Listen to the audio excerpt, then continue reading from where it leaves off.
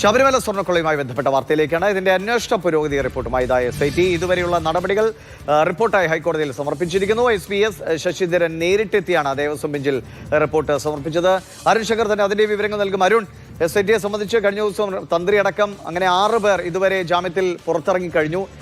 SITക്ക് കുറ്റപത്രം സമർപ്പിക്കാൻ അത് സങ്കീർണമായ ഒരു നടപടിയാണ് എന്ന് മനസ്സിലാക്കിക്കൊണ്ട് ഹൈക്കോടതി സമയമൊക്കെ കൂടുതൽ അനുവദിച്ചിട്ടുണ്ട്. പക്ഷേ ആളുകളിൽ സ്വാഭാവികമായിട്ടും വിശ്വാസികളിൽ വലിയ ആശങ്കയും അങ്കലാപ്പും ഒക്കെ ഉണ്ട്. ഇതെന്താണ് ഈ കേസിന് സംഭവിക്കുന്നത് എന്ന്.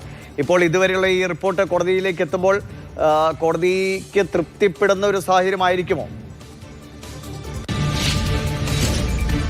എന്തായാലും വിശ്വാസികളെ സംബന്ധിച്ച് ഈ കേസിന്റെ പോക്ക് എങ്ങോട്ട് എന്നുള്ളൊരു ചോദ്യം അവർ ഉന്നയിക്കുന്നുണ്ട്. കാരണം ഒരു ഭാഗത്ത് ഈ കേസിൽ പ്രതികളാക്കപ്പെട്ടവരൊക്കെ തന്നെ പുറത്തിറങ്ങും, അല്ലെങ്കിൽ അറസ്റ്റിലായവരൊക്കെ തന്നെ പുറത്തിറങ്ങുന്ന ഒരു അവസ്ഥയുണ്ട്.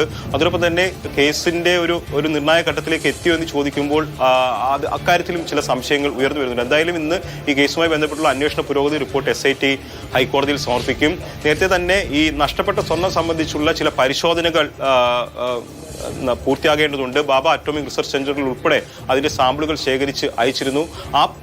ആ പരിശോധനാ റിപ്പോർട്ടുകൾ കൂടി വന്നതിന് ശേഷം മാത്രമായിരിക്കും ഇക്കാര്യത്തിൽ ഒരു വ്യക്തത, പൂർണ്ണമായിട്ടുള്ള ഒരു വ്യക്തത കൈവരുക. എന്തായാലും ഇന്ന് എന്തായിരിക്കും ഈ അന്വേഷണ പുരോഗതി സംബന്ധിച്ചുള്ള റിപ്പോർട്ട് കൊടുക്കാൻ പോകുന്നത്, എന്തായിരിക്കും അതിനകത്തെ പരാമർശങ്ങൾ എന്നത് വളരെ പ്രധാനപ്പെട്ടതാണ്. അതിന്റെ അടിസ്ഥാനത്തിലായിരിക്കും കോടതി മുൻപോട്ട് പോകുന്നത് സംബന്ധിച്ചുള്ള ചില നിർദ്ദേശങ്ങൾ നൽകുക. കഴിഞ്ഞ വട്ടം ഈ അന്വേഷണ പുരോഗതി റിപ്പോർട്ട് പരിഗണിച്ചുകൊണ്ടാണ് ഈ ശാസ്ത്രീയ പരിശോധനകൾക്ക് വേണ്ടി ഇതിന്റെ സാമ്പിൾ ശേഖരിക്കാൻ SITക്ക് നിർദ്ദേശം നൽകിയത്. അതോടൊപ്പം തന്നെ ഈ കൊടിമരവുമായി ബന്ധപ്പെട്ടിട്ടുള്ള ചില നിർദ്ദേശങ്ങളും ഹൈക്കോടതി നൽകിയിരുന്നു.